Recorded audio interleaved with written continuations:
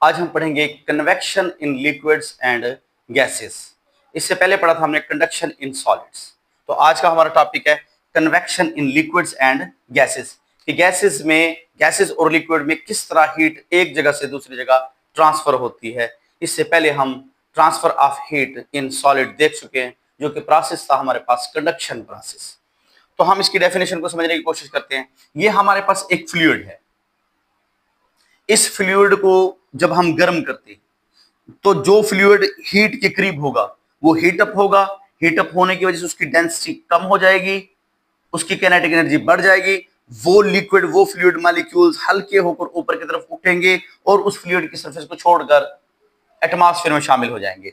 और साथ साथ में साइड में मौजूद जो लिक्विड पार्टिकल्स होंगे या लिक्विड मौजूद होगा, उनका टेम्परेचर लो होगा, उनकी डेंसिटी ज्यादा होगी। तो ज्यादा प्रेशर की वजह से वो मूव करेंगे उस जगह पर जहां से लाइट अप होकर हीट अप होकर मॉलिक्यूल्स सरफेस को छोड़ रहे थे। तो यहां पे खला पैदा होगा। इस खला को फिल करने के लिए साथ में ये हाई डेंसिटी और लो टेम्परेचर मॉलिक्यूल्स उसकी तरफ मूव करेंगे, फिर ये गर्म होकर ऊपर उठेंगे और सरफेस को छोड़ देंगे। तो इस तरह से ये हीट इन मॉलिक्यूल्स को मिलती रहेगी और ये मॉलिक्यूल्स हीट लेकर अपनी डेंसिटी को लो करके सरफेस को छोड़ के ऊपर की तरफ चलते चले जाएंगे। तो इस तरह यहां पे अगर आप गौर करें तो मॉलिक्यूल्स, पार्टिकल्स या एटम अपनी सरफेस को छोड़कर, अपने लिक्विड को, अपने फ्लूइड को छोड़कर एटमॉस्फेयर में शामिल हो रहे हैं। तो यानी यहां पर हीट ट्रांसफर हो रही है by the actual movement of the particles. Particles की एक्चुअल मूवमेंट की वजह से। जब पार्टिकल की एक्चुअल मूवमेंट हो तो उसे हम कहते हैं कन्वेक्शन, कन्वेक्शन प्रोसेस। जबकि कंडक्शन प्रोसेस के अंदर without actual movement of the material, यानी मटेरियल मूव नहीं करता था, हीट एक एटम से दूसरे एटम में, दूसरे से तीसरे एटम में end up to so on move करती थी। जबकि कन्वेक्शन में मटेरियल यानी फ्लूइड यानी पार्टिकल्स ये भी साथ में मूव करेंगे और हीट को और एनर्जी को एक जगह से दूसरी जगह शिफ्ट कर देंगे। और किसकी वजह से? टेम्परेचर डिफरेंस की वजह से। यानी इस बीकर में जब हम पानी को हीट अप करेंगे तो यहां का टेम्परेचर ज्यादा होगा।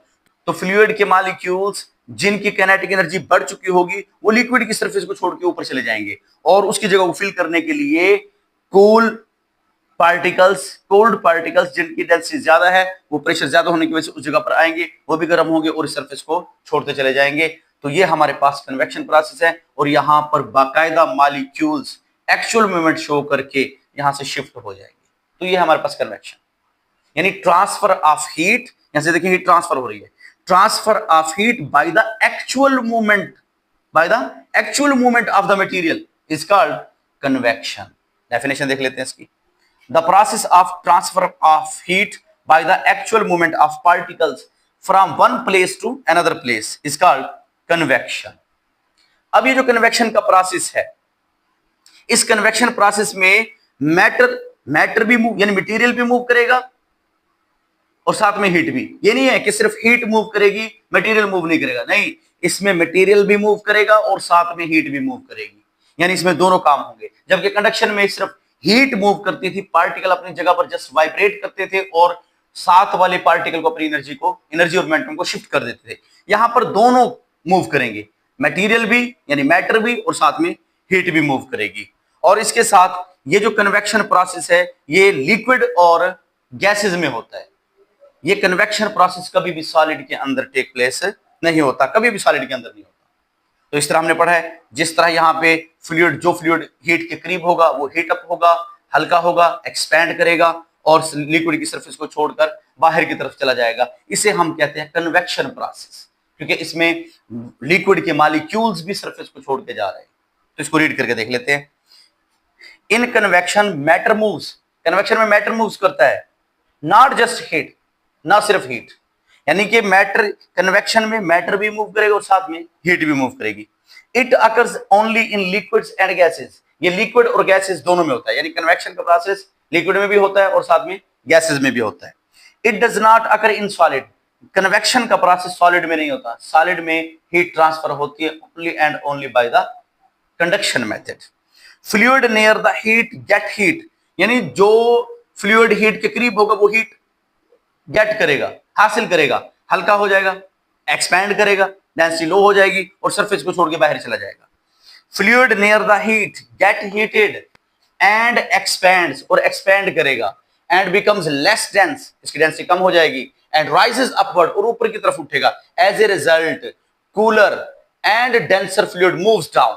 तो यहां से ये गर्म होकर, ये लिक्विड जो रेड कलर का नजर आ रहा है, ये हीट अप होकर, लाइट अप होकर ऊपर की तरफ उठेगा, और जबकि ये ब्लू कलर के जो डार्क नजर आ रहे हैं, ये फ्लूइड हमारा ऐसा है जो कूलर है और इसकी डेंसिटी ज्यादा है, यहाँ का प्रेशर ज्यादा है, तो ये इसकी जगह पर आएगा, ये भी हीट अप होकर ऊपर की तरफ जाएगा।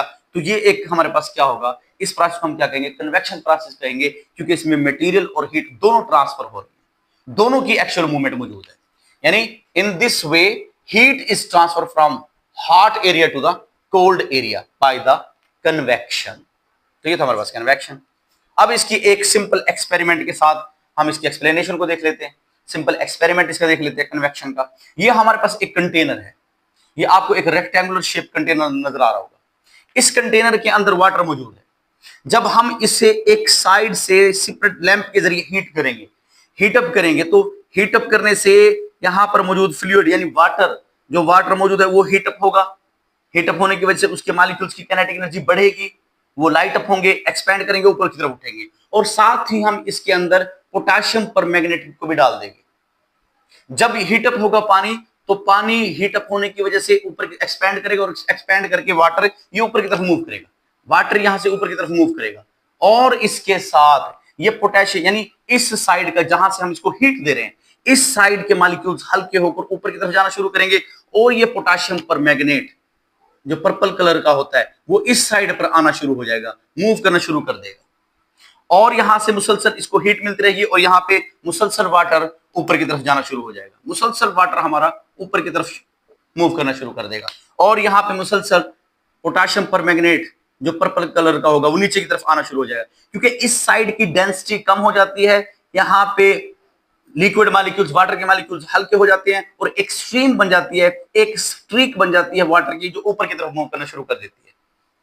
और इस तरफ की डेंसिटी ज्यादा होती है, कूलर वाटर की डेंसिटी ज्यादा होगी, तो ये नीचे की तरफ गिरना शुरू करेगा, और एक वक्त ऐसा आएगा ये पोटेशियम परमैंगनेट भी जब इस जगह पर पहुंचेगा, ये भी हीट अप होगा, तो ये भी ऊपर की तरफ मूव करना शुरू कर देगा। तो इस तरह एक सर्कल, एक साइकिल बन जाएगा, जिससे हमें पता चला कि जब हम किसी फ्लूइड को हीट अप करते हैं, तो हीट अप करने से वो फ्लूइड एक्सपैंड करता है, उनके काइनेटिक एनर्जी बढ़ जाती है, और वो अपनी सरफेस को छोड़कर ऊपर की तरफ चलना शुरू कर देते हैं। तो इस तरह एक सर्कल बन जाता है। इस सर्कल को हम कहते हैं कन्वेक्शन करंट।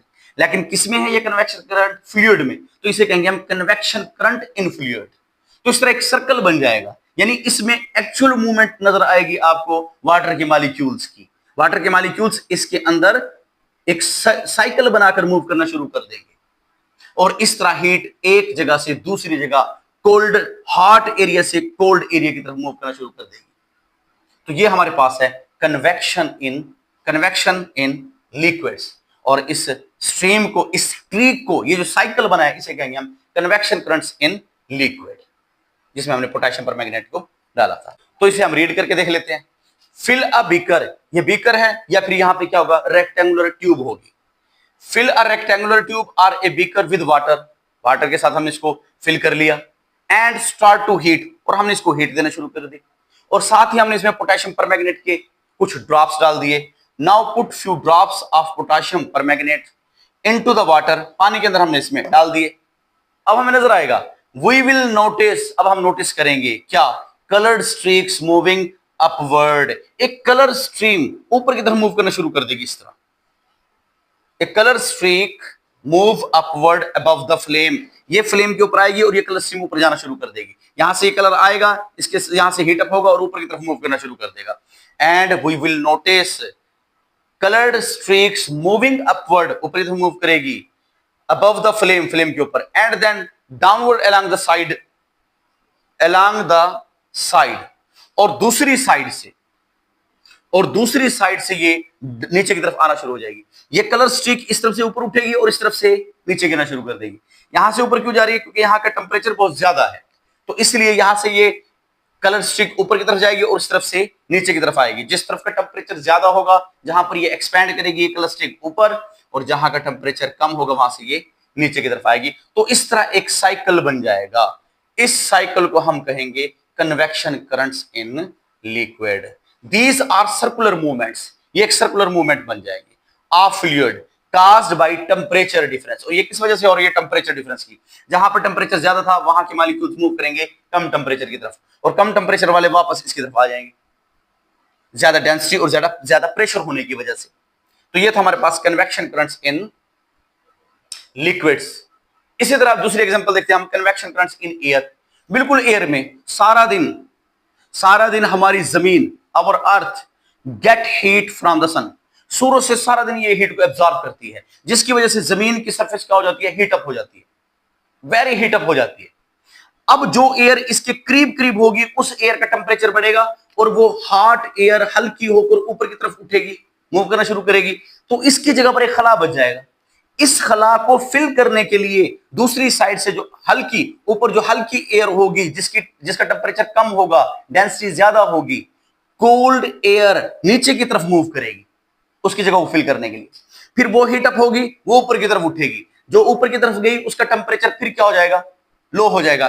फिर वो क्या बन जाएगी, डेंसर बन जाएगी, कोल्डर एयर होगी, वो फिर नीचे की तरफ आएगी। तो इस तरह एक एयर करंट का सर्कल बन जाएगा। इस एयर करंट के सर्कल को हम कहते हैं कन्वेक्शन करंट इन एयर। यानी यहां पर भी एयर पार्टिकल्स अपनी एनर्जी को हासिल करने के बाद, हीट अप होने के बाद, पार्टिकल्स, एयर के पार्टिकल्स या एयर के मॉलिक्यूल्स मूव करना शुरू कर देते हैं, अपनी जगह से हॉट टेम्परेचर से कोल्ड टेम्परेचर की तरफ मूव करना शुरू कर देते हैं। तो यहां पर भी क्या होगी, actual movement of gas particles. तो ये हमारे पास क्या है, कन्वेक्शन इन एयर। तो इसको रीड करके देख लेते हैं, और ये क्या बनाएंगे, कन्वेक्शन करंट इन एयर। देखते हैं, during the day time earth gets heated. दिन के वक्त जमीन गर्म होना शुरू हो जाती है, सूरज की रोशनी को एब्जॉर्ब कर सूरज की हीट को एब्जॉर्ब करेगी और ये क्या हो जाएगी, हीट अप हो जाएगी, गर्म हो जाएगी। And near earth becomes hot, और जमीन के इर्द गिर्द या जमीन की सतह के साथ साथ की जो एयर होगी वो ज्यादा हीट अप हो जाएगी। देखते फिर आगे क्या होगा, एंड एक्सपैंड, वो ज्यादा हीट अप होगी और एक्सपैंड करेगी, एक्सपैंड करके ऊपर जाएगी, अभी हमने पढ़ा। And expand also becomes lighter and rises upward, lighter हो जाएगी और राइज करेगी ऊपर की तरफ। यानी जो एयर जमीन के करीब होगी वो जमीन से हीट को एब्जॉर्ब करके हॉट हो जाएगी, एक्सपैंड करेगी, हल्की हो जाएगी, डेंसिटी उसकी कम हो जाएगी और ये ऊपर की तरफ उठना शुरू कर देगी। देखिए, rises upward. And cooler air is denser, अब क्योंकि कूलर एयर ठंडी हवा डेंसर होती है, उसकी डेंसिटी ज्यादा होती है। एंड मूव्स डाउनवर्ड, तो दूसरी तरफ से वो डाउनवर्ड नीचे की तरफ मूव करना शुरू कर देगी, moves downward. And again becomes hot, यानी ये जो हमारे पास एयर, जो कोल्ड एयर थी, ये नीचे आएगी, ये फिर हॉट होकर फिर ऊपर की तरफ चलना शुरू कर देगी। तो यहां पर एयर का एक सर्कल स्टार्ट हो जाएगा, कन्वेक्शन इन करंट स्टार्ट होगा, यानी यहां पर पार्टिकल्स एक्चुअल मूवमेंट शो करना शुरू कर देंगे। अब यहां से देखते हैं हम, and it again becomes hot and lighter and rises upward, this continuous movement form a cycle. ये मूवमेंट, ये जो हमारे पास मोशन थी, ये एयर करंट्स की जो मोशन थी, ये कंटिन्यू रहेगी और इस तरह एक साइकिल बन जाएगा, और इस साइकिल को हम कहते हैं कन्वेक्शन करंट्स इन एयर।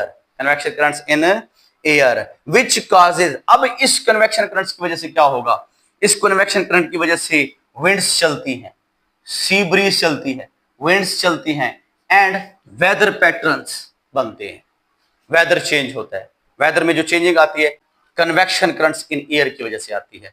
तो ये था हमारे पास कन्वेक्शन।